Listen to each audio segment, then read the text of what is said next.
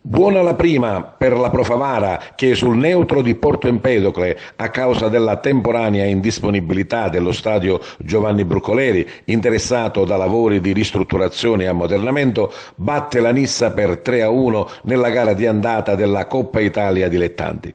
La formazione di mister Gaetano Catalano, che ha mantenuto lo schema portante della passata stagione dove ha disputato i play-off, ma che si è anche rafforzata con mirati e precisi innesti di giocatori di categoria superiore, con il preciso intento di vincere il campionato, ha superato la forte Nissa passando in vantaggio per ben 2 volte e chiudendo l'incontro con un meritato 3-1.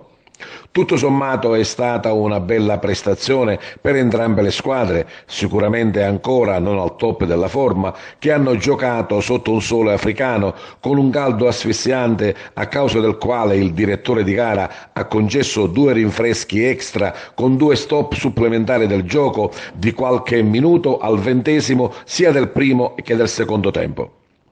Il gol del momentaneo vantaggio della Pro Favara arriva al 30° con una bella pennellata di Ficarotta per Miano che insacca.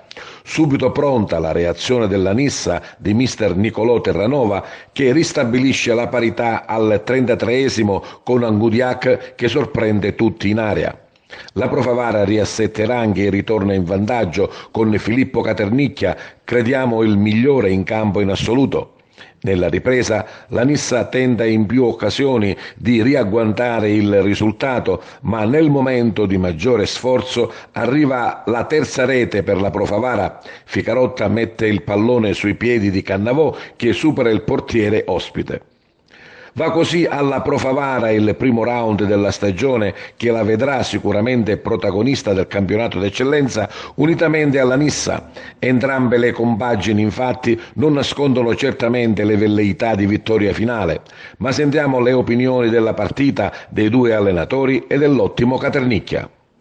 È stata una partita tosta come sapevamo, si sono incontrate due grandi squadre che all'inizio del campionato sono state nominate le squadre che devono lottare per la vittoria finale. Credo che c'è stata una partita tosta, maschia, si sono viste delle belle cose, sicuramente ancora entrambe le squadre non siamo a top, il caldo è stato anche abbastanza pesante, però sono abbastanza soddisfatto di quello che ho visto da parte della mia squadra. Abbiamo giocato tanti bene, siamo stati bene anche in campo, abbiamo saputo soffrire, abbiamo fatto 3 gol e secondo me potevamo farne anche qualcuno in più, però dico va bene così, sappiamo che la qualificazione è ancora aperta e quindi abbiamo una settimana per prepararla come si deve e poi andremo a giocare a Caltanissetta.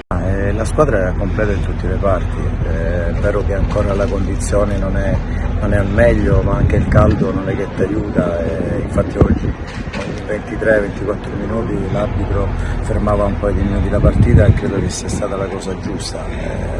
Credo che bisogna migliorare sotto questo punto di vista e poi a livello di qualità credo che abbiamo una grossa qualità in tutti i reparti, quindi in questo senso sono soddisfatto della rosa che ho a disposizione. Sappiamo che ogni partita ha la sua storia e se vogliamo arrivare fino alla fine bisogna lottare tutte le partite per raggiungere un obiettivo che per noi è così importante e fondamentale. L'abbiamo preparata abbastanza bene durante la settimana, oggi faceva molto caldo e quindi le energie spese sono state tante. Adesso pensiamo a recuperare e ricominciare martedì perché domenica ci rincontreremo e quindi questo, sono contento per tutti noi perché abbiamo fatto bene. Contento per la prestazione ma anche per il gol del momentaneo vantaggio, 2-1. Sì, Com'è sì. stato? È stato un gol di ripartenza con, se ricordo bene, con Calogero Lapiana che ha aperto su Luca e poi sono andato dentro e ha fatto gol. Il Favara ha vinto, grande merito a loro, che abbiamo affrontato una squadra che come ho detto nel pre-gara è una squadra che negli ultimi 3 anni ha migliorato sempre la posizione in classifica, una squadra abituata a giocare nei quartieri alti.